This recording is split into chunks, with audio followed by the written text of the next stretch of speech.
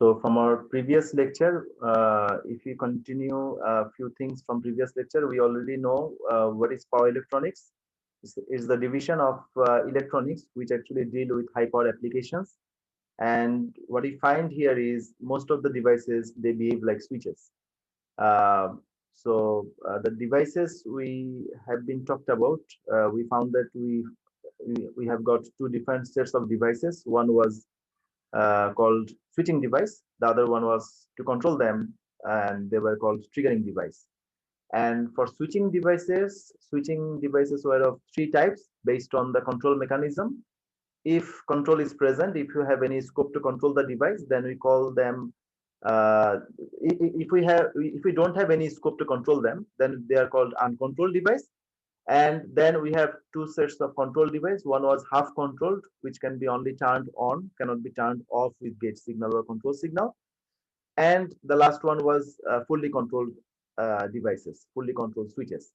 Now, in today's lecture, we'll be talking about these contents. So first is uncontrolled switches. We start our discussions with uncontrolled switches, power diodes.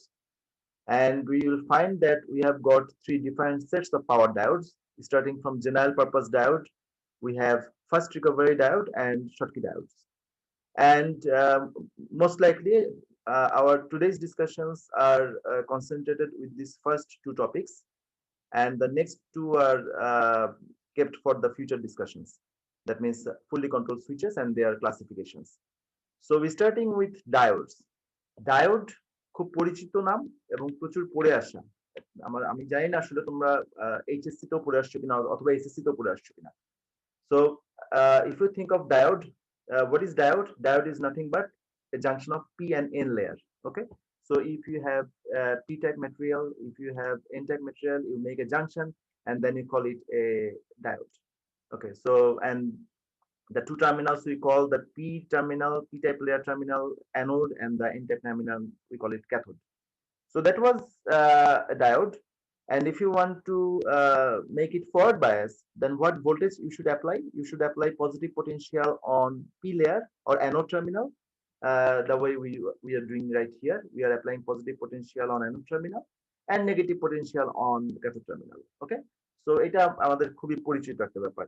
And when you make this diode on, then there will be a certain voltage drop across the diode, which you call VF. Okay. Now is the time to make it off. ওকে, আমাদের যেহেতু switch হিসেবে কাজ করবো diode নিয়ে, তো আমাদের আসলে just দুটো জিনিসই চিন্তা করতে হবে, অন কিভাবে করতে হয়, অফ কিভাবে করতে হয়। এবং অফ যখন করি, কিভাবে অফ করি, we simply apply reverse voltage. So what is reverse voltage? You apply negative potential on anode terminal and positive potential on cathode terminal. So the result is, so far the holes were getting repelled from the anode terminal because there was positive right here. Okay, now they will not be repelled anymore, rather they will be attracted to this anode terminal, কারণ তুমি এখানে negative potential apply করে দিচ্ছ, সেজন্য হোলগুলো এটাতে attracted হবে, feel করবে। ঠিক একই ঘটনা ঘটবে ইলেকট্রনগুলোর জন্য। এতক্ষণ যেটা কিনা রিপেল হচ্ছিল, তারা পজিটিভ পোটেনশিয়াল অ্যাপ্লাই করার কারণে বা রিভার্স বায়াস অ্যাপ্লাই করার কারণে তারা ক্যাথোডের দিকে অ্যাট্রাক্টেড হবে। So eventually there is a depletion region formed in between this P and N layer, যেটা কিনা আমরা এখানে হোয়াইট কালার করে দেখাচ্ছি, যেখানে একটা ডিপ্লেশন রিজিয়ন ফর্ম করবে। সো এই ডিপ্লেশন রিজিয়ন ফর্ম করার পরে তারপর এর মধ্যে দিয়ে কোনো কারেন্ট ফ্লো করবে না। এখন একটা মজার বিষয় হচ্ছে, এই ডিপ্লেশন রিজিয়নটা কিন্তু চট করে ফর্ম করে না, বেশ খানিকটা সময় লাগে। ওকে, বেশ খানিকটা সময় লাগে। এই যে সময়টা প্রয়োজন হয়, যে আমরা যখন রিভার্স ভোল্টেজ অ্যাপ্লাই করি, অ্যাপ্লাই করার সাথে সাথে কিন্তু কারেন্ট ফ্লোটা বন্ধ হয়ে যায় না, ডিভাইসের মধ্যে দিয়ে কারেন্ট ফ্লোটা বন্ধ হয়ে যায় না। যেহেতু তুমি পোলারিটি চেঞ্জ করে দিচ্ছ, দ্যাট মিনস তুমি অ্যানোডে নেগেটিভ দিচ্ছ, ক্যাথোডে পজিটিভ দিচ্ছ। হ্যাঁ, কারেন্ট ফ্লোটা বন্ধ হয়ে যায় না ঠিক, বরং কারেন্ট একটা রিভার্স ডিরেকশনে ফ্লো করা শুরু করে এবং খানিকটা সময় জুড়ে সেটা রিভার্স ডিরেকশনে ফ্লো করে। এই যে কিছুটা সময় প্রয়োজন হয়, এই যে কারেন্ট ডিভাইসটা পুরোপুরি বন্ধ হতে, বা অথবা এর ভিতর দিয়ে কারেন্ট ফ্লোটা পুরোপুরি বন্ধ হতে, পজিটিভ থেকে একটা পজিটিভ কারেন্ট ফ্লো করতেছিল যখন ডিভাইসটা অন ছিল, সেই সময় থেকে জিরো ক্রস করে তারপরে কারেন্ট ফ্লো পুরোপুরি বন্ধ হতে যে সময়টা প্রয়োজন হয়, সেই সময়টাকে আমরা বলতেছি হচ্ছে reverse recovery time. So there is a new term called reverse recovery time. Okay, so reverse recovery টাইমটা আমরা কিভাবে মেজার করি? আমরা মেজার করি অনেকটা এইভাবে। এখানে একটা সুন্দর প্লট দেওয়া আছে, খেয়াল করো এই প্লটটা। এই প্লটের মধ্যে যদি দেখো, ফার্স্টে আমরা দেখতে পাচ্ছি যে there was a flow of nice flow of forward current IF. তুমি এই জায়গাটাতে এসে একটা রিভার্স ভোল্টেজ অ্যাপ্লাই করলা, যখন তুমি রিভার্স ভোল্টেজ অ্যাপ্লাই করলা সাথে সাথে কিন্তু কারেন্টটা জিরো হয়ে গেল না, সাথে কারেন্ট জিরো মানে কি এই লেভেলে নেমে আসা, হ্যাঁ। তো কারেন্ট তো আসলে ওই লেভেলে নামতেছে না, রেজাল্ট যেটা দেখতে পাচ্ছি সেটা হচ্ছে অনেকটা এরকম, কারেন্ট জিরো ক্রস করলো, ফরওয়ার্ড কারেন্টটা জিরো ক্রস করলো and it goes down to negative region, that means now the current is in opposite direction and this is quite significant, যে ভ্যালুতে সে পৌঁছাচ্ছে খেয়াল করো এটা আইএফ এর সমান অথবা তার থেকেও বেশি মনে হচ্ছে, ইনফ্যাক্ট আইএফ এর সমান সমান বা এরকমই হয়। সো একটা অনেক লার্জ একটা কারেন্ট কিন্তু রিভার্স ডিরেকশনে ফ্লো করতেছে initially, and eventually this current gets reduced to zero value, এই যে এখান থেকে একটু সময় পরে দেখা যাবে কারেন্টটা জিরোতে ফিরে আসবে, পুরোপুরি জিরো হয়ে যাবে। আচ্ছা এই যে সময়টা যে যখন জিরো ক্রস করলো, ফার্স্টে জিরো ক্রস করলো এই জায়গাটা থেকে শুরু করে এই এতটুকু পর্যন্ত পুরোপুরি জিরো হয়ে যাওয়া পর্যন্ত, এই সময়টাকে আমি বলবো হচ্ছে রিভার্স রিকভারি টাইম। এটা খুব সিগনিফিকেন্ট একটা টাইম, কেন সেটা আমরা আস্তে আস্তে ডিসকাশনে আসবো, বাট রিভার্স রিকভারি টাইমটা কিন্তু খুব সিগনিফিকেন্ট একটা parameter, specially for power diodes, কারণ ডায়োডের কাজ হচ্ছে রেকটিফিকেশন করা, এবং দেখা যাবে যে যদি রিভার্স রিকভারি টাইমটা বেশি হয় মানে তার কারেন্টটা পুরোপুরি জিরো করতে বেশি সময় প্রয়োজন হয়, তখন রেকটিফিকেশনটা প্রপারলি করা যাবে না, রেকটিফিকেশনটা প্রবলেমেটিক হয়ে যাবে, রেকটিফিকেশন হবে না ইনফ্যাক্ট, আমরা সেগুলো দেখবো। তো আমরা আরেকটু আগাই, সেটা হচ্ছে আমরা যখন ফরওয়ার্ড কারেন্ট, আচ্ছা কোশ্চেন হচ্ছে এখন তোমার এই রিভার্স রিকভারি টাইমটা আসলে কিছুর উপর নির্ভরশীল, সেটা আমি একটু জানতে চাই। তো কি ঘটে আসলে আমরা যখন ফরওয়ার্ড কারেন্ট ফ্লো করাচ্ছিলাম তখন কি ঘটলো, ফার্স্টে হচ্ছে এটা পি লেয়ার ছিল, এটা এন লেয়ার ছিল, এখানে পজিটিভ ছিল, এখানে নেগেটিভ ছিল, তুমি এখানে পজিটিভ দিলে প্রচুর পরিমাণে হোল এই ডিরেকশনে আসছে, আর যেহেতু এখানে নেগেটিভ ছিল প্রচুর পরিমাণে ইলেকট্রন অপোজিট ডিরেকশনে পাস করছে, তাই তো। আচ্ছা যখন তুমি রিভার্স করলা তখন কি হবে, এই যে হোল যেগুলো এখানে চলে আসলো এন মাইনাস লেয়ারে চলে আসলো, তারা কোথায় যাবে, তাদের কিন্তু এই পি লেয়ারে ফিরে যেতে হবে, অথবা দ্য আদার ওয়ে তুমি যদি ইলেকট্রন গুলোর কথা চিন্তা করো, যে ইলেকট্রন গুলো পি লেয়ারে চলে আসলো ঢুকে গেল ফরওয়ার্ড বায়াস কন্ডিশনের সময়, তাদেরকে আবার এন লেয়ারে ব্যাক করতে হবে, কারণ কি তুমি তাকে রিভার্স বায়াস করে দিচ্ছ, সেই জন্য এই যে ব্যাক করতে কিছুটা সময় লাগবে, হয় তারা ব্যাক করবে, না হলে তারা ভিতরে খুঁজে খুঁজে হোলের সঙ্গে রিকম্বাইন করবে, এটাতে কিন্তু বেশ খানিকটা সময় লাগে। সো এই যে ব্যাক করা অথবা এই রিকম্বিনেশন করা, এই পুরো প্রসেসটাতে যে সময়টা লাগে সেই প্রসেসটাই হচ্ছে, সেই প্রসেসের সময়টাই কিন্তু রিভার্স রিকভারি টাইম। এবং এখানে দেখতে পাচ্ছি আমরা ফরওয়ার্ড কারেন্ট যদি স্মল হয় তাহলে এক ধরনের কাহিনী, যেটা গ্রিন কালার দিয়ে দেখানো হচ্ছে যে হ্যাঁ ফরওয়ার্ড কারেন্ট যদি স্মল হয় তাহলে রিভার্স কারেন্টও স্মল হবে এবং কুইকলি সেটা রিকভারিতে চলে যাবে অথবা জিরোতে চলে যাবে। আর যদি ফরওয়ার্ড কারেন্টটা লার্জ হয় সেক্ষেত্রে কিন্তু রিভার্স কারেন্টটাও লার্জ হবে এবং দেখা যাচ্ছে রিভার্স রিকভারি টাইম বা পুরোপুরি জিরোতে যেতে বেশ খানিকটা সময় লেগে যাবে। ওকে, আচ্ছা এটা আশা করি বোঝা যাচ্ছে যে রিভার্স রিকভারি টাইম বিষয়টা কি। এবং এখন রিভার্স রিকভারি টাইম যেটা বললাম টিআরআর, যেটা কিনা এখান জিরো ক্রসিং থেকে শুরু করে পুরোপুরি জিরো হওয়া পর্যন্ত এটুকু হচ্ছে টিআরআর, এটাকে আমরা দুইটা ভাগে ভাগ করি। দুইটা ভাগে কিভাবে ভাগ করি, ভাগ করি এইভাবে, প্রথম অংশটুকু যখন সে জিরো ক্রস করে এইখানে পৌঁছায় রিভার্স রিকভারির ম্যাক্সিমাম ভ্যালুতে পৌঁছায়, যেটাকে আমি কিনা আমি বলি রিভার্স রিকভারি কারেন্ট বা আইআরআর, এই ভ্যালুতে পৌঁছানোর সময়টুকুকে আমি বললাম টিএ। আর এইখানে ম্যাক্সিমাম ভ্যালু থেকে শুরু করে আবার জিরোতে পৌঁছানো পর্যন্ত যে সময়টা, সেটাকে আমি বললাম হচ্ছে টিবি। তাহলে টিআরআর কি বা রিভার্স রিকভারি টাইমটা কি, রিভার্স রিকভারি টাইম হচ্ছে সিম্পলি টিএ এবং টিবির যোগফল। ওকে, রিভার্স রিকভারি টাইম হচ্ছে nothing but that sum up of TA and TB. Okay, আমরা যেটা বলতে পারি টিএ প্লাস টিবি, এটা আমরা বলতে পারি টিআরআর। এটাতে স্মল লেটার ইউজ করা, স্মল লেটার ইউজ করি। ওকে, তো এই হচ্ছে আমাদের মানে খুব সিম্পল একটা রিলেশন। আচ্ছা এখন টিএ এবং টিবির একটা রেশিও আছে, সেই রেশিওটাকে আমরা বলি এস ফ্যাক্টর বা সফটনেস ফ্যাক্টর। সফটনেস ফ্যাক্টরটা কি, টিবি এবং টি এর রেশিও। আচ্ছা একটু খেয়াল করো, এখানে দেখো এই জায়গাটাতে খেয়াল করো, এই প্লটটা আমি প্রথম প্লটটা যদি মার্ক করি, এই প্লটটাতে খেয়াল করো, এই প্লটটা, এখানে টিবিটা কিন্তু বেশ বড় টি এর তুলনায়। তাহলে তুমি যখন এস ফ্যাক্টরটা ক্যালকুলেট করতে যাবা দেখা যাবে এর ভ্যালুটা 1 অথবা 1 এর থেকে বড় আসবে। সো কোন একটা ডায়োডের রিকভারিতে যদি বেশি সময় লাগে, অর্থাৎ এস ফ্যাক্টর যদি 1 অথবা গ্রেটার দেন 1 হয়, তাহলে তাকে আমি বলবো সফট ডায়োড অথবা সফট রিকভারি ডায়োড। খেয়াল করো, যার টিবি এবং টি এর রেশিওটা 1 অর গ্রেটার দেন 1, তাকে আমি বলবো সফট ডায়োড বা সফট রিকভারি ডায়োড। আচ্ছা তাহলে পরের কেসটা আসলে দেখো তো কি হয়, এখানে এই কেসটা দেখো তো কি ঘটনা ঘটে, এখানে টিবিটা কিন্তু খুব ছোট, ইভেন টি এর তুলনায় ছোট। এই ক্ষেত্রে তুমি যখন এস ফ্যাক্টর ক্যালকুলেট করবা তখন তার ভ্যালু কিন্তু আসবে লেস দেন 1। খেয়াল করো, এর ভ্যালু কিন্তু আসবে লেস দেন 1। এটাকে আমি বলবো ফাস্ট রিকভারি ডায়োড অথবা হার্ড ডায়োড অথবা স্ন্যাপি ডায়োড। খেয়াল করো, এর নাম হচ্ছে ফাস্ট রিকভারি ডায়োড অথবা হার্ড রিকভারি অথবা স্ন্যাপি রিকভারি ডায়োড। সো এই দু ধরনের ডায়োড আমি দেখতে পাচ্ছি, একটা হচ্ছে সফট রিকভারি ডায়োড আর একটা হচ্ছে স্ন্যাপি রিকভারি ডায়োড বা ফাস্ট রিকভারি ডায়োড। আচ্ছা, এখন কোয়েশ্চেন হচ্ছে যে আমাদের কখন প্রয়োজন হবে সফট রিকভারি ডায়োডের, কখন প্রয়োজন হবে ফার্স্ট সফট রিকভারি ডায়োডের। আমরা যদি একটু চিন্তা করি, আমি আমি যদি একটু চেক করি যে ডায়োড যেগুলো আমরা ডে টু ডে লাইফে ব্যবহার করি সেগুলোর বা জেনারেল পারপাস ডায়োড গুলোর রিকভারিতে কিরকম সময় লাগে, কিরকম সময় লাগে, দেখা যাবে তাদের রিকভারিতে ফিউ মাইক্রোসেকেন্ডস লাগে। 25 মাইক্রোসেকেন্ড, 50 মাইক্রোসেকেন্ড, 100 মাইক্রোসেকেন্ড এরকম প্রয়োজন হয় তাদের রিকভারিতে। আচ্ছা, এইবার আমরা একটা কাজ করি, সেটা হচ্ছে আমরা আমাদের পাওয়ার সিগন্যালের ফ্রিকোয়েন্সির কথা একটু চিন্তা করি। পাওয়ার সিগন্যালের ফ্রিকোয়েন্সি কত আমাদের দেশে? 50 হার্জ। 50 হার্জের করসপন্ডিং টাইম পিরিয়ডটা কত বলো তো, কেউ বলতে পারবা? 50 হার্জের করসপন্ডিং টাইম পিরিয়ড কত, মানে একটা সাইকেলের লেন্থ কত? স্যার 1/50। হ্যাঁ, মানে এটা কত, ইয়েতে কত সেকেন্ডে কত? 2 millisecond. 20 millisecond. 20 millisecond, 20 millisecond, right? আচ্ছা, যদি তাই হয়, আচ্ছা তাহলে আমাদের নেগেটিভ সাইকেলের ডিউরেশন কত হবে? নেগেটিভ, এটা হচ্ছে টোটাল সাইকেলটা, এটা হচ্ছে টোটাল সাইকেল। টোটাল সাইকেলটা কত বললা? 20। জি স্যার। তাহলে এই এতটুকু কত? 10 মিলিসেকেন্ড। ওকে, তো যদি 10 মিলিসেকেন্ড হয়, তোমার রিভার্স রিকভারিতে সময় কতক্ষণ লাগতে পারে বললাম?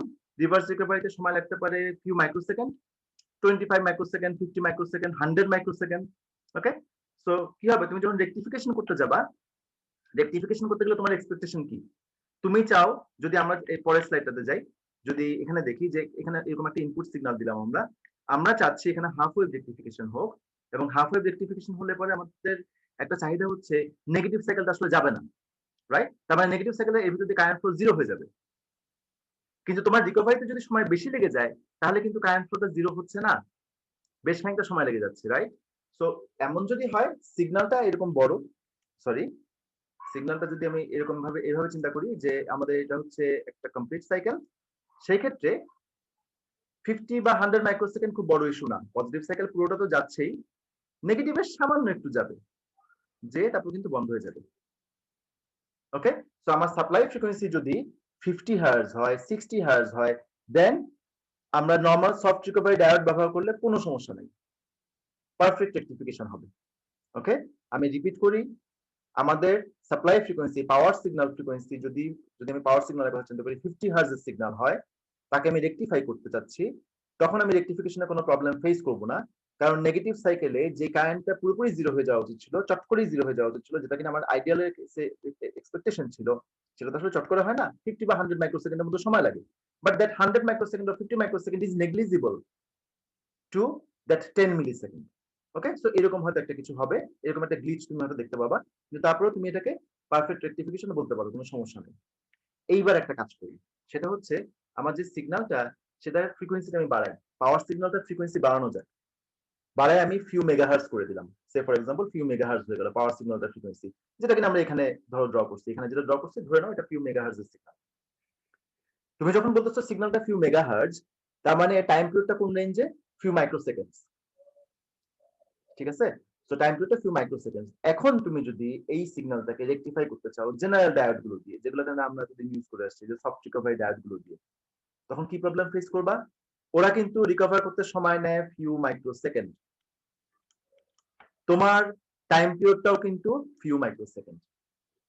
ওকে, সো দেখা যাবে যে তুমি যখন রেকটিফাই করতে যাচ্ছ নেগেটিভ সাইকেলে, তোমার এক্সপেকটেশন ছিল কারেন্ট পুরোপুরি জিরো হবে, কিন্তু তোমার এক্সপেকটেশন সে ফুলফিল করতে পারবে না।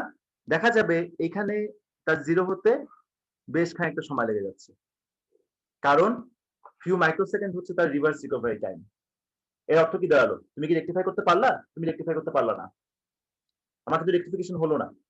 তার মানে সফট রিকভারি ডায়োড যে কিনা ফিউ মাইক্রোসেকেন্ড নেয় রিকভারি করতে বা কারেন্টটা পুরোপুরি জিরো করে দিতে, ওইরকম একটা ডায়োড ইউজ করে আমরা হাই ফ্রিকোয়েন্সি সিগন্যালকে রেকটিফাই করতে পারবো না।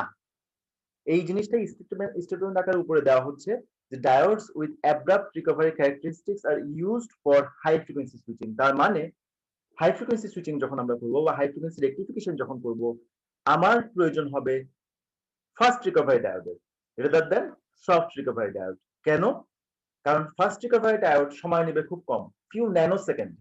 কাজেই তোমার এই টাইম পিরিয়ডটা যদি হয় ধরো মাইক্রোসেকেন্ড, আর ন্যানো সেকেন্ড যদি তার রিকভারি টাইম হয়, ন্যানো সেকেন্ড তো এর রেসপেক্টে নেগলিজিবল। সো এটাকে পারফেক্ট রেকটিফিকেশন বলতে পারি। সে কারণে বলবো যে অ্যাব্রাপ্ট রিকভারি বা fast recovery diode they are particularly useful for high frequency rectification or high frequency switching, whereas for power signal, regular power signals like 50 hertz 60 hertz signal, you can always go for the general purpose diodes। হ্যাঁ, যেগুলো 50 hertz 60 hertz এর signal সেটাকে rectify করতে চাইলে general purpose বা soft recovery diode use করতে কোনো সমস্যা নেই, কারণ they take few microseconds but your time period is quite long। হ্যাঁ, কাজে ও নেগেটিভ সাইকেলটাকে প্রায় ফেইথফুলি ব্লক করে দেয় বলা যায়। এটা কি বোঝা গেছে কিনা দেখো, এটা খুব ইম্পর্টেন্ট অবজারভেশন, এটা বুঝতে হবে।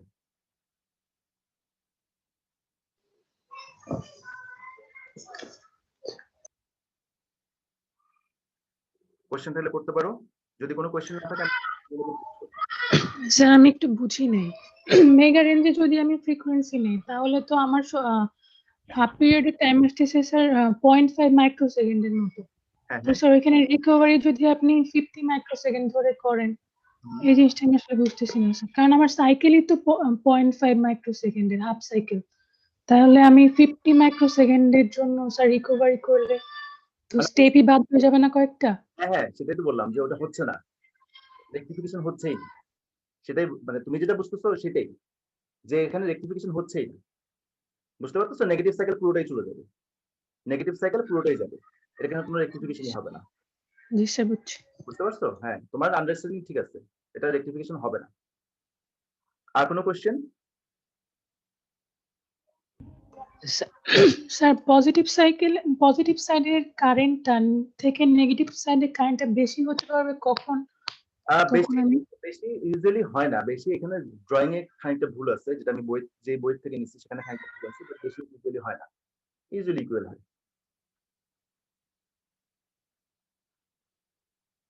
আর কোনো কোয়েরিজ? আচ্ছা, আমরা একটু আগাই তাহলে। আমাদের এখানে কয়েকটা ইকুয়েশন আমরা ডেভেলপ করি। এখানে ইকুয়েশন গুলো ডেভেলপ করার সময় খুব সিম্পল কিছু লজিক ব্যবহার করা হচ্ছে, যে আমরা যেই বললাম যে আমাদের যে রিকভারি হওয়া ব্যাপারটা কি আসলে? রিকভারি হওয়া ব্যাপারটা হচ্ছে যে তোমার রিভার্স বায়াস তুমি অ্যাপ্লাই করলা, এবং রিভার্স বায়াস অ্যাপ্লাই করার পরে কি হচ্ছে, একটা চার্জ জমা হয়ে যাচ্ছে, যেটা কিনা তোমার, যেমন ধরো পি টাইপ লেয়ারে অনেকগুলো ইলেকট্রন জমা হয়ে গেছে, তাদেরকে এন লেয়ারে ব্যাক করাবা অথবা পি এর মধ্যে রিকম্বাইন করা ফেলবা, যে কোনো একটা তুমি বিশ্বাস করো, হয় তুমি তাদেরকে ব্যাক করাবা অথবা তুমি তাদেরকে পি এর মধ্যে রিকম্বাইন করা ফেলবা, বেসিক্যালি আমরা রিকম্বাইন করা ফেলি। হ্যাঁ, তো এই যে একটা বেশ ভালো পরিমাণে চার্জ রিকম্বাইন করে, এবং যতক্ষণ না তারা রিকম্বাইন করতে পারে ততক্ষণ পর্যন্ত কিন্তু টাইম ফ্লো করে। ওকে, তো এই চার্জটার পরিমাণটা কত সেটা আমরা জানতে চাই। রিভার্স রিকভারিতে চার্জের পরিমাণটা কত, সেই চার্জের পরিমাণটাকে আমরা বলবো হচ্ছে কিউ আর আর। ওকে, রিভার্স রিকভারিতে যে চার্জটা ইনভলভ সেটাকে আমি বলবো হচ্ছে কিউ আর আর। তুমি কিভাবে বের করবা কিউ আর আর? খেয়াল করো, আমাদের এই প্লটটা একটু খেয়াল করো। এই প্লটে ওয়াই এক্সিসে কি? ওয়াই এক্সিসে হচ্ছে কারেন্ট, এক্স এক্সিসে কি? এক্স এক্সিসে হচ্ছে টাইম। আচ্ছা, কারেন্টের ডেফিনিশন কি ছিল? কারেন্টের ডেফিনিশন ছিল rate of flow of charge. তাহলে কিউ কি? Q is simply product of current and time. হ্যাঁ, কাজেই এখানে যদি আমি দেখি যে এই এরিয়াটা, এই যে এই এরিয়াটুকু আমি যেহেতু গ্রিন কালার করলাম, এই ট্রায়াঙ্গুলার মানে অলমোস্ট ট্রায়াঙ্গেল, এই এরিয়াটুকু আসলে কি ইন্ডিকেট করে? এই এরিয়াটুকু ইন্ডিকেট করে কিন্তু সেই চার্জটা যেটা রিকম্বিনেশনের জন্য তুমি ওয়েট করতেছো। ওকে, এটা সেই চার্জটা ইন্ডিকেট করে যেটা রিকম্বিনেশনের জন্য তুমি ওয়েট করতেছো। সো এই চার্জটা তুমি কিভাবে বের করবে? একটা ট্রায়াঙ্গেলের এরিয়া যেভাবে বের করে হাফ গুণ ভূমি গুণ উচ্চতা, ঠিক সেই ফর্মুলা ব্যবহার করে তুমি এখান থেকে এই কিউআরআর এর ভ্যালুটা বের করতে পারো। এবং এই কিউআরআর এর ভ্যালু বের করার পরে ইভেন্চুয়ালি আরো কিছু ক্যালকুলেশন এখানে আমরা করি। This are way too simple, এখানে একদম স্টেপ বাই স্টেপ ডিফাইন করা আছে। আমার মনে হয় না এটা ডিরাইভ করতে কোনো সমস্যা হবে তোমাদের। ইভেন্চুয়ালি আমরা ডিরাইভ করি দুটো ইকুয়েশন, একটা হচ্ছে রিভার্স রিকভারি টাইমের equation TRR and how this is related to QRR. আরেকটা এক্সপ্রেশন আছে হচ্ছে রিভার্স রিকভারি কারেন্টের ভ্যালুটা ম্যাক্সিমাম কত হতে পারে, যেটা কিনা সুপিয়ার একটু আগে কোশ্চেন ছিল যে আইআরআর এর ভ্যালুটা ম্যাক্সিমাম কত হতে পারে, সেটা আমরা আসবো হচ্ছে এই জায়গাটা থেকে, যে আইআরআর এর এক্সপ্রেশনটা আসবে হচ্ছে এরকম। সো এই দুটো এক্সপ্রেশন ডেভেলপ করব আমরা। এখানে একটা জিনিস এখনো আননোন, আমরা অলরেডি কিউআরআর জানি, total amount of reverse recovery charge which is actually waiting to get recombined. আমরা আইআরআর এর মিনিংটা জানি, maximum value of reverse current. আমরা টিআরআর এর মিনিংটা জানি, যে রিভার্স রিকভারি টাইম। আমরা একটা মিনিং এখনো জানি না, সেটা হচ্ছে এই ডিআইডিটি এর মিনিংটা আসলে কি। ডিআইডিটি হচ্ছে rate of fall of current flow. এটা কোথায় ঘটতেছে, কোথা থেকে আমরা বের করবো, এই যে এই স্লোপটা। তুমি যখন ফরওয়ার্ড ডিরেকশনে কারেন্ট ফ্লো করা ছিল, হঠাৎ করে কারেন্টটা নেমে গেল, তো এই যে নেমে যাওয়ার যে রেটটা, এটাকে আমি বলবো হচ্ছে ডিআইডিটি। সো আমাদের এই এক্সপ্রেশন দুটোর মধ্যে এখন আমরা সবকিছুই জানি, যে টিআরআর কি, রিভার্স রিকভারি টাইম, কিউআরআর কি, total amount of reverse recovery charge, IRR কি, maximum value of reverse recovery current, and what is DIDT? DIDT is the rate of fall of current flow when you make it reverse bias. So এইগুলো যদি আমরা সবগুলো জেনে যাই, তাহলে আমরা ছোট্ট একটা প্রবলেমও সলভ করতে পারি। আমরা ঠিক পরের স্লাইডে একটা প্রবলেম দেখবো। এই প্রবলেমটা দেখো, এই প্রবলেমে মোটামুটি কিছু ইনফরমেশন দেওয়া আছে এবং তার বেসিসে কিছু ইনফরমেশন বের করতে বলা হচ্ছে। যেমন manufacturer of a selected diode gives the rate of fall of diode current flow DIDT is equal to 20 amps per microsecond. That is DIDT দেওয়া, রিভার্স রিকভারি টাইম টিআরআর এই ভ্যালুটাও দেওয়া। কি জানতে চাচ্ছি হচ্ছে what value of peak reverse current do you expect. That means আমার কাছে জানতে চাচ্ছে আইআরআর এর ভ্যালুটা, পিক রিভার্স কারেন্টের ভ্যালুটা আমার কাছে জানতে চাচ্ছে। এখন আইআরআর এর একটা এক্সপ্রেশন আমি অলরেডি জানি, সেই এক্সপ্রেশনটা কি, সেই এক্সপ্রেশন হচ্ছে এইটা। এর মধ্যে তুমি কি জানো, এর মধ্যে তুমি জেনে গেছো হচ্ছে ডিআইডিটি তোমার দেওয়া আছে, আইআরআর তোমার কাছে জানতে চেয়েছে, তুমি যেটা জানো না সেটা হচ্ছে কিউআরআর, এটা তুমি জানো না, এটা তোমার লাগবে। এটা সলভ করতে চাইলে কিউআরআর এর ভ্যালুটা তোমার প্রয়োজন হবে। কিউআরআর তুমি কোথা থেকে বের করবা, কিউআরআর বের করবা এই এক্সপ্রেশন থেকে। এক্সপ্রেশনটা কোথা থেকে আসছে, এক্সপ্রেশনটা আসছে ঠিক এই জায়গা থেকে, যে 2.7 থেকে, এখান থেকে এক্সপ্রেশনটা চলে আসছে। কারণ টিআরআর এর ভ্যালুটা আমি জানি, ডিআইডিটি এটাও জানি, তো সেখান থেকে আমরা কিউআরআর এর ভ্যালুটা বের করে নিতে পারবো। Eventually, when you get the value of QRR, you can put that value and you can get the value of IRR, which is equal to 44.72 amps. এখানে ইম্পর্টেন্ট অবজারভেশন হচ্ছে তোমার যে কারেন্ট ফ্লোটা রিভার্স ডিরেকশনে ফ্লো করে, that is huge, 44.72 amps, whereas your expectation was to have a zero flow right after applying the reverse voltage. তাই না, আমাদের expectation কিন্তু সবসময় তাই থাকে, আমি রিভার্স ভোল্টেজ অ্যাপ্লাই করলাম, কারেন্ট ফ্লো জিরো হয়ে যাবে, কিন্তু কারেন্ট ফ্লো জিরো হচ্ছে না। It's actually allowing a negative flow of, opposite direction. In opposite direction, there will be huge current flow of 44 amps. এটা কিন্তু হিউজ। ওকে, সো এই কারেন্টটা তাহলে ফ্লো করে এবং এটার জন্য আমাকে প্রিপেয়ার থাকতে হবে, সোজা কথা। তাহলে এই হচ্ছে আমাদের একটা অবজারভেশন, যে আমরা আইআরআর হিসাবে যে ভ্যালুটা পাচ্ছি, that is quite significant. Okay, and this current will get to zero value within TRR 5 microsecond. এখানে 5 microsecond এটা কমে যাবে eventually, but this is a good amount of current. আমরা এই জায়গাটাতে এই TRR ডিসকাশনটা কিছুটা পজ দিব, পজ দিয়ে আমরা পরেরটাতে যাব এবং TRR এর ডিসকাশনের পরবর্তীতে আবার ফিরে আসব। পরবর্তী পার্টটা হচ্ছে আমরা পাওয়ার ডায়োডকে ক্লাসিফাই করতে চাই। ওকে, সো ডায়োডের কিছু ফিচার আমরা অলরেডি জেনে গেলাম এবং দেখা গেল যে দুটা জিনিস, একটা হচ্ছে যে সফট রিকভারি আর একটা হচ্ছে ফাস্ট রিকভারি। সফট রিকভারি মানে হচ্ছে তারা একটু স্লো রিকভার করে, কিন্তু যখন আমরা রেগুলার পাওয়ার সিগন্যালকে রেকটিফাই করতে যাব, তখন সে ধরনের ডায়োড আমরা ব্যবহার করতেই পারি, কোনো সমস্যা নেই। কিন্তু তারা আসলে হাই ফ্রিকোয়েন্সি সিগন্যালকে রেকটিফাই করতে পারবে না, যেহেতু তারা দীর্ঘ সময় নিয়ে নেয় কারেন্টকে পুরোপুরি জিরো করতে রিভার্স বায়াস কন্ডিশনে। সেজন্য ওইসব কেসগুলোতে যখন আমাদের ইনপুট সিগন্যালের ফ্রিকোয়েন্সি অনেক হাই, তখন আমাদের একটু ফাস্ট রিকভারি অফার করে এরকম কোনো ডায়োড ব্যবহার করতে হবে। ওকে, তো আমরা এখানে তিন ধরনের ডায়োড দেখতে পাচ্ছি। First one is line frequency or general purpose diodes, which are actually dealing with 50 Hz or 60 Hz of power signals. Next one is fast recovery diode, which are actually dealing with kilohertz, megahertz or gigahertz range of signals. And the last one is Schottky diodes, that is basically overcoming the problems we face with fast recovery diodes. So আমরা একটার পর একটা আগাই, তাহলে বোঝা যাবে যে কোনটার কি প্রবলেম এবং কোনটার কি সুবিধা, এবং তার বেসিসে আমরা একটা ডিসিশন আসতে পারবো যে যখনই আমাদের হাতে কোনো প্রবলেম দেওয়া হবে, যে আমি আসলে তখন কোনটা ব্যবহার করবো। আমাকে এখন ফার্স্ট রিকভারি ডায়োড ব্যবহার করা উচিত, নাকি শর্টকি ব্যবহার করা উচিত, নাকি জেনারেল পারপাস ডায়োড ব্যবহার করা উচিত, সেটা আমি বাছাই করে নিতে পারবো আমার প্রবলেমের উপর বেস করে। তো একটার পর একটাতে আমরা যাচ্ছি। একদম প্রথম যেটাতে যাচ্ছি সেটা হচ্ছে general purpose diode. That means this will offer you slow recovery. Okay, so this is a soft recovery diode, and you can see that the range is actually around 25 microseconds, few microseconds. It takes few microseconds to make the current zero during reverse bias condition. এটার রেটিংটা কিরকম? রেটিংটা অনেক high, দেখা যাচ্ছে 5 কেবি, in fact beyond 5 কেবি, 9 কেবি, 15 কেবি পর্যন্ত এটা আসলে দেখা যায় যে এরকম আমরা মার্কেটে পাই যারা কিনা রেকটিফাই করতে পারে। আর নেক্সট হচ্ছে fast recovery diode. Fast recovery ডায়োডের দেখা যাচ্ছে রেটিংটা খানিকটা কম, it could go up to 3 kV. আর একদম শেষে শর্টকি ডায়োড, তার রেটিংটা আরো কম, up to 100 volt. Okay, so আমরা একটার পর একটা আসি। ফার্স্টে আসো power diode, general purpose diode. General purpose diode দেখতে এরকম। আচ্ছা, দেখতে অনেকটা মানে নাট বল্টু বা ওই ধরনের কিছু, ওই ধরনের একটা লুক দেখা যাচ্ছে। That means it looks like a metal body, whole metal body, but this is simply the exterior. Internally, this is still a semiconductor diode. Okay, so exterior দেখে একটু মানে মানে this is basically kind of disguise, যে আমরা দেখে মনে হচ্ছে এটা মেটাল বডি। কেন? এটা কারণটা কি? কারণ these are diodes which are actually handling some kiloamps range of current. কি কত কিলো অ্যাম্প? দেখা যাচ্ছে 5 কিলো অ্যাম্প বা এরকম কিছু কারেন্ট ফ্লো করায়, এবং সে কত ভোল্টেজ হ্যান্ডেল করতে পারে? 9 কেভি বা বিয়ন্ড দ্যাট। সো যেহেতু লার্জ ভোল্টেজ, লার্জ কারেন্ট সে হ্যান্ডেল করে, তার মানে এখানে লার্জ পাওয়ার ডিসিপেশন হবে, কোনো সন্দেহ নাই। এবং লার্জ পাওয়ার ডিসিপেশন হলে পরে যে প্রবলেমটা হয়, যে আমরা চাই যে হিটটা খুব কুইকলি ডিসিপেটেড করে ফেলুক, সো প্রপার হিট সিঙ্কের অ্যারেঞ্জমেন্ট রাখতে হবে। তো সেটাই আমরা করলাম এখানে।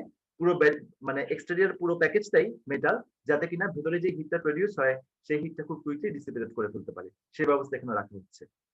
এখন তোমার যে প্রশ্নটা আসতে পারে সেটা হচ্ছে, আমরা যে ডায়োড গুলো এতদিন ব্যবহার করে আসছি তারা তো দেখতে অনেকটাই ভিন্ন ছিল, খুব ছোট আকারের, খুবই নিরীহ চেহারা তাদের, সেমিকন্ডাক্টর, এবং উপরে দেখা যাচ্ছে প্লাস্টিক কোটিং বা এরকম কিছু। তো ওইটাকে আমি কিভাবে পাওয়ার ডায়োডে কনভার্ট করলাম? মানে নরমাল যে ডায়োড গুলো আমরা দেখে আসি বা ল্যাবে এতদিন দেখে আসছি, তারা তো আসলে ফিউ ভোল্টস ডিল করে। হ্যাঁ, সেটা হয়তো 12 ভোল্ট, 10 ভোল্ট, তুমি অনেক সময় ভোল্টেজটাকে নামায় নিয়ে আসতেছো, নামায় নিয়ে সেই ভোল্টেজটাকে অ্যাপ্লাই করতেছো। তার মানে তারা আসলে ইভেন 220 ভোল্টও তারা ডিল করে না, সত্যি কথা বলতে। তো সেই ডায়োডের মধ্যেই নিশ্চয়ই কিছু একটা চেঞ্জ আনছি আমি, এবং যেই চেঞ্জের কারণে তাকে আমি বলবো এখন পাওয়ার ডায়োড। সেই চেঞ্জটা আসলে কি? তোমার এখানে টার্গেট থাকে দুটা, এটা এই অংশটা খুব খেয়াল করে শুনবা। এখানে টার্গেট থাকে দুটা। যেহেতু এটা power diode, that means is going to handle large power, that means large voltage, large current. Okay, so দুটা জিনিস, লার্জ ভোল্টেজটাকে হ্যান্ডেল করতে হবে, লার্জ কারেন্টটাকে হ্যান্ডেল করতে হবে, বা তার বিরুদ্ধে পাস করতে দিতে হবে। কিভাবে তুমি সেটা এনশিওর করবা? তুমি যদি নর্মাল ডায়োডের দিকে তাকাও, নর্মাল ডায়োড দেখতে কেমন ছিল? নর্মাল ডায়োড দেখতে ছিল এরকম। আমরা যদি নর্মাল ডায়োড একটা লেআউট আঁকি এখানে, নর্মাল ডায়োডের লেয়ার ছিল দুটা, একটা ছিল পি লেয়ার, আর একটা ছিল N layer. Okay, that was anode terminal, that was cathode terminal. এই ছিল আমাদের নর্মাল ডায়োড দেখতে। আমি এখন এই নর্মাল ডায়োডের বেশ একটা চেঞ্জ আনলাম, খেয়াল করো। পাওয়ার ডায়োডের স্ট্রাকচারটা দেখতে হচ্ছে এইরকম, এই যে এখানে যে 3 লেয়ার স্ট্রাকচার দেখানো হচ্ছে সেটা, এটা কিন্তু this is not a 2 layer structure, this is A 3 layer structure. 3 layer স্ট্রাকচারের মধ্যে তোমার এখানে কিন্তু কোনো পি এবং এন লেয়ার নাই। যে লেয়ারটা দেখতে পাচ্ছি সেটা কিন্তু P plus, is not simply P, P plus, and this is N plus. Okay, that means আমি এখানে কিন্তু এটা হেভিলি ডোপড করে দিলাম। আগে যেটা P লেয়ার ছিল এখন সেটা P plus হেভিলি ডোপড। আগে যেটা N লেয়ার ছিল এখন সেটা N plus heavily doped. Heavily doped করার বৈশিষ্ট্য, বেনিফিটটা কোথায়? বেনিফিটটা হচ্ছে it can handle more free carriers, it allows more free carriers to pass through. Okay, so eventually it increases the current rating. Okay, so আমি যখন এটাকে P প্লাস এবং N প্লাসে convert করলাম, it allows you to pass more current through the device.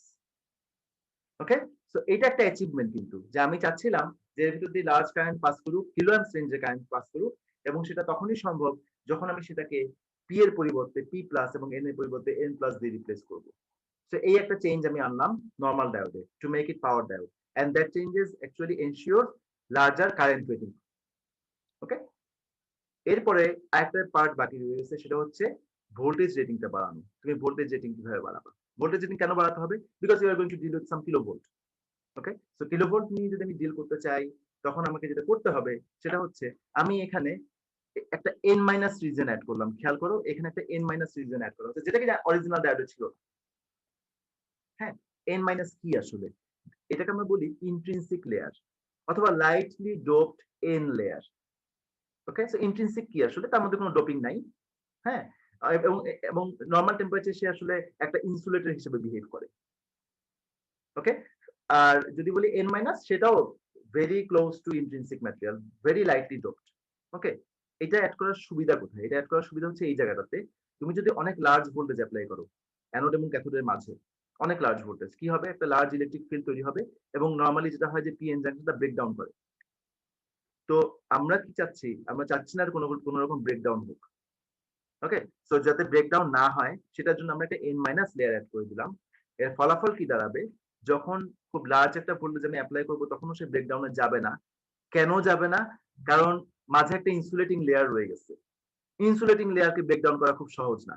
অনেক অনেক large voltage প্রয়োজন হবে। এবং সেই লার্জ ভোল্টেজ প্রয়োজন হওয়া মানে কি? মানে হচ্ছে তোমার ভোল্টেজ রেটিংটা তাহলে বেড়ে গেল। ওকে, সো ভোল্টেজ রেটিং বাড়ানোর জন্যই আমরা এখানে একটা এন মাইনাস লেয়ার অ্যাড করলাম। এন মাইনাস লেয়ার অ্যাড করলে ভোল্টেজ রেটিং বাড়ে, এটা কথা সত্যি।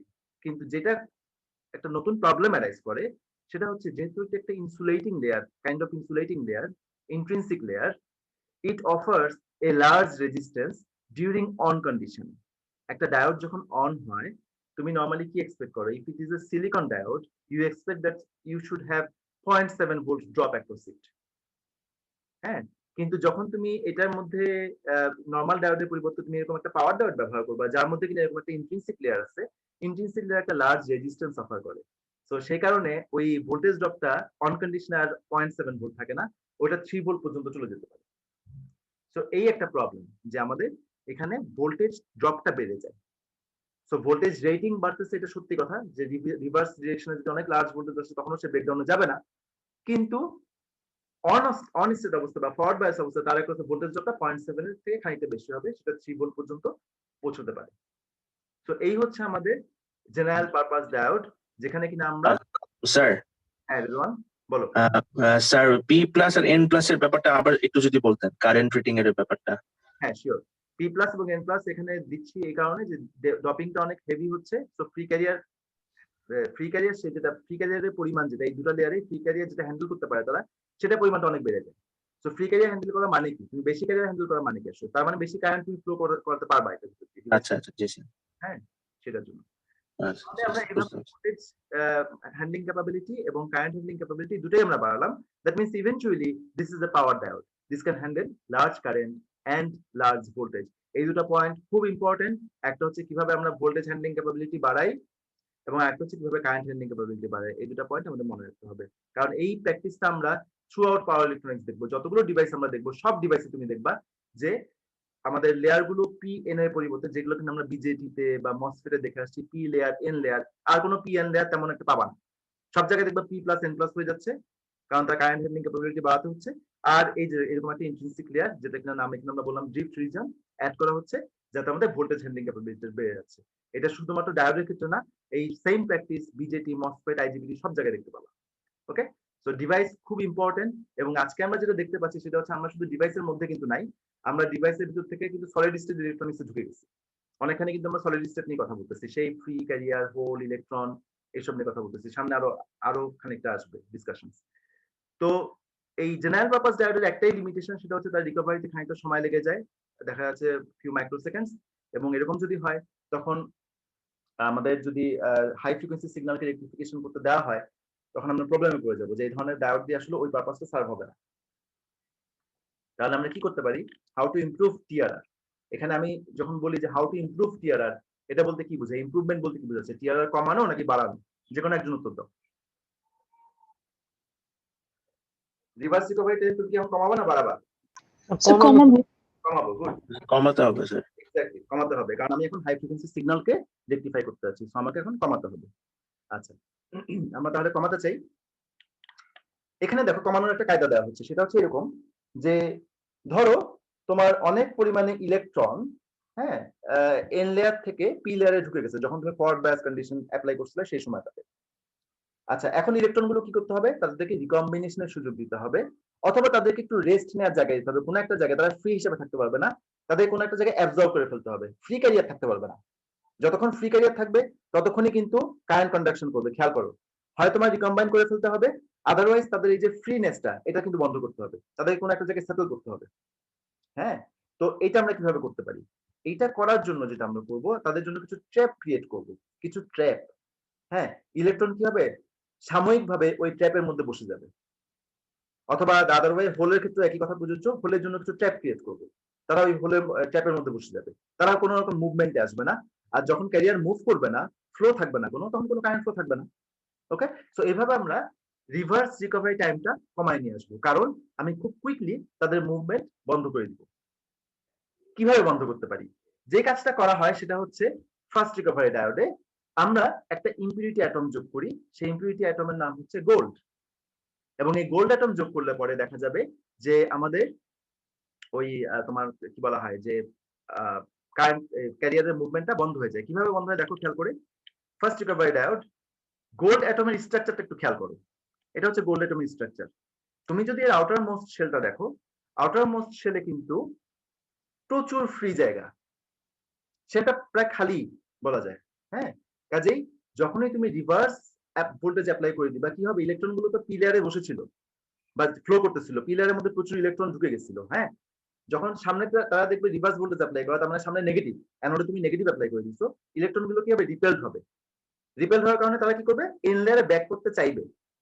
কিন্তু তাদের এন লেয়ারে তুমি যদি তাদেরকে ব্যাক করতে দাও, অথবা যদি পি এর মধ্যে যে হোলগুলো আছে তাদের সঙ্গে রিকম্বাইন করার সুযোগ করে দাও, এটাতে কিছুটা সময় লেগে যাবে। আমি চাই না এর কোনোটার পিছনেই তার সময় নষ্ট হোক।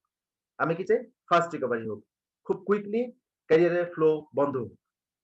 তাহলে আমি গোল্ড অ্যাটম দিয়ে দিলে কি হবে, ইলেকট্রন গুলো সুন্দর, যে ফ্রি ইলেকট্রন গুলো একটু আগে এন লেয়ার থেকে এখানে ঢুকে গেছিল, ঢুকে যাওয়ার পরে দেখতেছো তুমি তাকে রিভার্স করে দিছো, তারা সুন্দর এসে এই আউটার মোস্ট শেলে বসে পড়বে।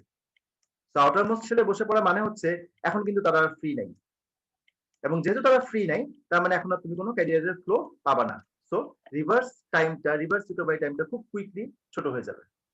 আচ্ছা যত বেশি গোল্ড অ্যাটম দিবা তত কুইকলি দেখা যাবে যে তারা এই সেলের মধ্যে তারা বসে পড়বে, তত বেশি জায়গা পাবে বসে বসে পড়ার বা রেস্ট নেওয়ার বা ট্র্যাপ হিসেবে এগুলোকে পাবে, এবং তত কুইকলি আমাদের রিকভারি টাইমটা মানে তত রিকভারি টাইমটা তত ছোট হয়ে আসবে, কুইকলি ছোট হয়ে আসবে। এখানে একটা, স্যার। হ্যাঁ বিদ্যমান, স্যার মানে একটা নির্দিষ্ট মানে পাওয়ার ডায়োডে মানে কত পরিমাণ মানে গোল্ড অ্যাটম বসাবে, এটা কি ক্যালকুলেটেড নাকি জাস্ট র্যান্ডম? না এটা ক্যালকুলেটেড, অবশ্যই এটা ক্যালকুলেটেড, সবকিছুই প্র্যাকটিস, তুমি আননেসেসারি তো গোল বসাবা না, দাম আছে তো, তাই না? আর আমরা সেমিকন্ডাক্টর ম্যাটেরিয়াল যেটা ইউজ করি ফার্স্ট রিকভারি ডায়োডের ক্ষেত্রে সেটা হচ্ছে গ্যালিয়াম আর্সেনাইড। এটা সিলিকন ইউজ করা হয় না, ইউজুয়ালি গ্যালিয়াম আর্সেনাইড ব্যবহার করা হয় এবং তার উপরে গোল্ড যোগ করা হয়। তো এখানে গোল্ড যোগ করার কারণে একটা নতুন প্রবলেম অ্যারাইজ করে, সেটা হচ্ছে যে গোল্ড তো ইম্পিউরিটি, এবং এই ইম্পিউরিটি কি হয়, কি করে, এর রেজিস্ট্যান্সটা একটু বাড়ায় দেয়, এই ডিভাইসের রেজিস্ট্যান্সটা একটু বাড়ায় দেয়। তার মানে সেটা যখন অন কন্ডিশনে থাকবে, ডিভাইসে যখন অন থাকবে, অন থাকলে পরে দেখা যাবে তার কাছে ভোল্টেজ ড্রপটা বেড়ে যাবে। এই যে একটু আগে যেটা দেখে আসলাম যে 1 to 3 ভোল্ট হয় জেনারেল পারপাস ডায়োডের ক্ষেত্রে, এই ক্ষেত্রে সেটা 4-5 ভোল্ট হয়ে যেতে পারে, ড্রপের পরিমাণটা 4-5 ভোল্ট পর্যন্ত হয়ে যেতে পারে। তার মানে এইটা আসলে দুইটার মধ্যে একটা ট্রেড অফ দরকার, যে আমরা এখানে দুটা প্লট দেখতে পাচ্ছি, খেয়াল করো। এই যে রেড কালারটা তুমি যদি দেখো, এই যে এই প্লটের মধ্যে রেড কালারটা দেখো, এটা রিকভারি টাইম সবচেয়ে কম। কেন? কারণ তুমি এখানে সবচেয়ে বেশি গোল্ড অ্যাটম যোগ করছো সেই জন্য। আচ্ছা, ভালো কথা, তাহলে রিভার্স রিকভারি টাইম কম হয় তো ভালো, কিন্তু সমস্যা হচ্ছে এই জায়গাটাতে, তুমি এই প্লটটাতে দেখো, বাম দিকের প্লটটাতে, এখানে রেডটার জন্য দেখো ফরওয়ার্ড ভোল্টেজ ড্রপের পরিমাণটা কিন্তু সবচেয়ে বেশি। তার মানে একটা ম্যানেজ করতে গেলে আরেকটার অবস্থা খারাপ হয়ে যাচ্ছে। হ্যাঁ, আমি রিভার্স রিকভারি টাইম কমাতে চাচ্ছি, দেখা যাচ্ছে ফরওয়ার্ড ভোল্টেজ ড্রপ বেড়ে যাচ্ছে। তো এটা কি করা যায়? এখানে এটা এটা যেটা করা যায় সেটা হচ্ছে, হ্যাঁ ডেফিনিটলি একটা ট্রেড অফ আনতে হবে, যে দুটো মোটামুটি একটা ম্যানেজেবল, মানে ভিএফটা খুব বেশি যেন না হয় সেই ব্যবস্থা করতে হবে। কিন্তু অনেক সময় কিন্তু এমন সার্কিট তুমি পাবা যেসব সার্কিটে সাপ্লাই ভোল্টেজই হচ্ছে 20 ভোল্ট, সাপ্লাই ভোল্টেজ 20 ভোল্ট, এবং সেখানে তোমার কিন্তু হাই ফ্রিকোয়েন্সি সাপ্লাই, এটাকে রেকটিফাই করতে হবে। 20 ভোল্ট আরএমএস, তাকে তোমার রেকটিফাই করতে হবে, এবং ফ্রিকোয়েন্সি তার অনেক হাই। এখন তুমি তাকে কিভাবে রেকটিফাই করবা? যেটা হয় যে দেখা যাচ্ছে যে আমি যদি ফার্স্ট রিকভারি ডায়োড ইউজ করে তাকে রেকটিফাই করতে চাই, হ্যাঁ রেকটিফিকেশন হবে, কারণ fast recovery diode high frequency সিগন্যালের জন্য রেকটিফিকেশন হবে, মানে কোনো চিন্তা নেই। মুশকিল হয়ে যাবে হচ্ছে ড্রপের অ্যাক্রসে, সরি ডায়োডের অ্যাক্রসে ড্রপ হয়ে যাবে হচ্ছে 4-5 ভোল্টের মতো। হ্যাঁ, আমরা যদি একটু প্লটটা দেখি, পরের প্লটটা দেখি, দেখো খেয়াল করে, তোমার এই যে এই ওয়াই এক্সিস হচ্ছে reverse recovery time, X axis হচ্ছে ফরওয়ার্ড ভোল্টেজ, কন্টিনিউয়াসলি কিন্তু ড্রপ করতেছে। হ্যাঁ, মানে সরি মানে রিভার্স রিকভারি টাইম কিন্তু কন্টিনিউয়াসলি ড্রপ করতেছে, কিন্তু ভিএফ যেটা ফরওয়ার্ড ভোল্টেজ ড্রপ সেটা কিন্তু কন্টিনিউয়াসলি বেড়ে যাচ্ছে। তুমি যত রিভার্স রিকভারি টাইম কমাতে যাচ্ছ, ন্যানো সেকেন্ডে নিয়ে আসতেছো, তোমার এই ভোল্টেজ ড্রপের পরিমাণটা 3 ভোল্ট 4 ভোল্ট 5 ভোল্ট এই লেভেলে চলে যাচ্ছে। তার মানে সাপ্লাই ভোল্টেজ যদি কম হয় 20 ভোল্ট বা 50 ভোল্ট হয়, তখন 4 ভোল্ট ড্রপ কিন্তু সিগনিফিক্যান্ট ড্রপ। এত ড্রপ হলে তো মুশকিল। এই ক্ষেত্রে আমরা যে ডায়োড ইউজ করবো সেটা হচ্ছে শর্টকি ডায়োড। এই জন্যই ফার্স্ট রিকভারি ডায়োডের কিছু লিমিটেশন থাকে, ওই যে লিমিটেশনটা বললাম যে যদি সাপ্লাই ভোল্টেজ কম হয় 10 ভোল্ট সরি 20 ভোল্ট 50 ভোল্ট এরকম যদি হয়, তখন তুমি আর ফার্স্ট রিকভারি ডায়োড ইউজ করতে পারবে না, তখন তোমাকে ইউজ করতে হবে শর্টকি ডায়োড। শর্টকি ডায়োডটা কি? খুব ইন্টারেস্টিং ডায়োড, মেটাল এবং সেমিকন্ডাক্টরের মধ্যে ডায়োড। নরমালি আমরা পিএন জাংশনকে ডায়োড হিসেবে দেখে অভ্যস্ত, কিন্তু এখানে পিএন জাংশন না, এখানে মেটাল সেমিকন্ডাক্টর ডায়োড। সেটা কিরকম? মেটাল হিসেবে ইউজ করি আমরা মলিবডেনাম, প্লাটিনাম, ক্রোমিয়াম, টংস্টেন গুলো, এই যে মেটাল, এবং তার সঙ্গে সিলিকন জাংশন ফর্ম করে এটা একটা ডায়োড হিসেবে ট্রিট করা হবে। তো কিভাবে অপারেট করে? Exactly like regular diode. তুমি এখানে পজিটিভ দাও অ্যানোডে, এন টাইপে নেগেটিভ দাও, কি হবে? প্রচুর পরিমাণে ইলেকট্রন এন সিলিকন থেকে এই মেটালে ঢুকে যাবে ফরওয়ার্ড ডিরেকশনে। তুমি এবার এখানে দিয়ে দিলা নেগেটিভ, এখানে দিয়ে দিলা পজিটিভ, রিভার্স করলা, রিভার্স বায়াস করলা। রিভার্স বায়াস করলে কি হবে? রিভার্স বায়াস করলে ইলেকট্রন গুলো ফিরে যেতে চাইবে এন টাইপ সিলিকনে, কিন্তু ওই যে ফিরে যেতে গেলেই তো সময়টা নষ্ট হবে। হ্যাঁ, আমি তাদেরকে ফিরে যেতে দিতে চাই না। কি করব? খেয়াল করো ইলেকট্রন গুলো ঢুকলো কোথায়? মেটালে। মেটালটাকে আমরা কি হিসেবে চিনি? Cloud of electrons or sea of electrons. এখানে millions billion trillions of electron already আছে। তার মধ্যে 100 ইলেকট্রন এন টাইপ সিলিকন থেকে এসে ঢুকলো ফরওয়ার্ড কন্ডাকশনের সময়। 100 ইলেকট্রন তো মিলিয়ন ট্রিলিয়ন ইলেকট্রনের কাছে কিছুই না, তারা ওখানেই বসে থাকবে, তারা বের হবে না, তাদের বের হওয়ার কোনো প্রয়োজন নেই। বুঝাতে পারলাম কিনা? এই ইলেকট্রন গুলো ফিরে যাওয়ার কোনো প্রয়োজন নেই, কারণ তারা আসলে তাদের হোম গ্রাউন্ডে চলে আসছে। অবস্থাটা অনেকটা এরকম, তাদের ফিরে যাওয়ার কোনো প্রয়োজন নেই। ওকে, তো এখানে রিভার্স রিকভারির কোনো বিষয় নেই, এবং যেহেতু তোমাকে বাড়তি কোনো ড্রপিংও যোগ করতে হচ্ছে না, সে কারণে দেখা যাবে এর অন স্টেট ভোল্টেজ ড্রপ যেটা, সেটাও কম। কত? সেটা 1 ভোল্ট থেকে 2 ভোল্ট এরকম কিছু হতে পারে, যেখানে একটা টিপিক্যাল ভ্যালু দেওয়া আছে 1.7 ভোল্ট এরকম। তো তোমার সাপ্লাই ভোল্টেজ, পাওয়ার ইনপুট যেটা দিচ্ছ, সেটা যদি 20 ভোল্ট 50 ভোল্ট এরকম কম হয়, সেক্ষেত্রে তুমি শর্টকি ডায়োড ব্যবহার করতে পারো। যদি সাপ্লাই ভোল্টেজ কম কিন্তু ফ্রিকোয়েন্সি অনেক হাই, তো রেকটিফিকেশন করতে হবে, সেক্ষেত্রে Schottky diode is a good option. হ্যাঁ, শর্টকি ডায়োডের এখানে একটা সিম্বলও দেওয়া আছে, সিম্বলটা একটু দেখো, কিছুটা জেনারেল ডায়োডের মতো বাট একটু ভিন্নতাও আছে। আমরা এখানে ডিসকাশনটা শেষ করব, তোমাদের কোনো কোয়ারিজ থাকলে করতে পারো। শর্টকি ডায়োডটা কেন ইউজ করবো স্যার, জিনিসটা স্যার আবার একটু স্যার। আচ্ছা, শর্টকি ডায়োড ব্যবহার করা হচ্ছে আমরা যেটা হচ্ছে যে হাই ফ্রিকোয়েন্সি সিগন্যালকে রেকটিফিকেশনের প্রয়োজনে আমরা নরমালি ফার্স্ট রিকভারি ডায়োড ব্যবহার করি। তো ফার্স্ট রিকভারি ডায়োডের প্রবলেম একটাই যে সে হাই ফ্রিকোয়েন্সি সিগন্যালকে রেকটিফাই করে ঠিকই, বাট তার অ্যাক্রসে ভোল্টেজ ড্রপ যখন অন থাকে, তার অ্যাক্রসে ভোল্টেজ ড্রপটা 4 ভোল্ট 5 ভোল্ট পর্যন্ত চলে যায়। তো আমাদের সাপ্লাই ভোল্টেজটা, হাই ফ্রিকোয়েন্সি যে সিগন্যালটা, তার ভোল্টেজ যদি কম হয় 50 ভোল্ট 20 ভোল্ট এরকম যদি কিছু হয়, তাহলে 20 ভোল্টের একটা সিগন্যালকে রেকটিফাই করতে যে যদি 5 ভোল্ট ডায়োডের অ্যাক্রসে ড্রপ হয়ে যায়, সেটা তো আসলে আনএক্সপেক্টেড, সেটা তো আমরা চাই না। তো সেই ক্ষেত্রে আমরা ওই ফার্স্ট রিকভারি ডায়োডের পরিবর্তে শর্টকি ডায়োড ইউজ করব। মানে শর্টকি ডায়োডের ইউজ কিন্তু খুবই লিমিটেড, এটা খেয়াল রাখতে হবে, খুবই লিমিটেড, কিন্তু এটা আছে, ইট এক্সিস্ট। হ্যাঁ, এই যে এখানে বলা আছে যে আমরা এখানে শর্টকি ডায়োড এমনও পেয়েছি যে যাকে অ্যাক্রসে ভোল্টেজ ড্রপ 0.15 থেকে 0.45 ভোল্ট, অনেক কম, 1.7 তো না, 1.7 এর থেকে অনেক কম। বুঝতে পারছো? তো এইসব ক্ষেত্রে আমরা শর্টকি ডায়োড ব্যবহার করব। স্যার তাহলে আমার ওইখানে যদি পাওয়ার ড্রপটা কমই হতো, তাহলে স্যার আমরা ওই যে মাঝখানে যে ইনসুলেশন লেয়ারটা, ওইটা স্যার কমাই দিলেই তো হতো না? তাহলে তো স্যার পাওয়ার ড্রপ কম হতো। ও আচ্ছা আচ্ছা, ওই ইয়েটা তুমি যেটা জেনারেল পারপাস ডায়োডের কথা বলতেছো, জি sir. General purpose diode high ফ্রিকোয়েন্সিকে তো রেকটিফাই করতে পারবে না। ও হাই ফ্রিকোয়েন্সির জন্য পরের দিকে, আর তোমার যদি ফ্রিকোয়েন্সি 50 হার্জ 60 হার্জ এরকম যদি হয়, তাহলে প্রথমটা জেনারেল পারপাস। আর কোনো কোশ্চেন? স্যার শর্টকি ডায়োড যেটা আছে এটা কি স্যার হচ্ছে মানে 20 বা মানে কোন ভোল্টেজের জন্য স্যার শুধুমাত্র কাজ করে, এটা কি স্যার বেশি ভোল্টেজের জন্য কাজ করে না? বেশি ভোল্টেজের জন্য কাজ করবে না, এই যে টিপিক্যালি 50 ভোল্ট অর লেস। ও আচ্ছা আচ্ছা। আর কোনো কোশ্চেন?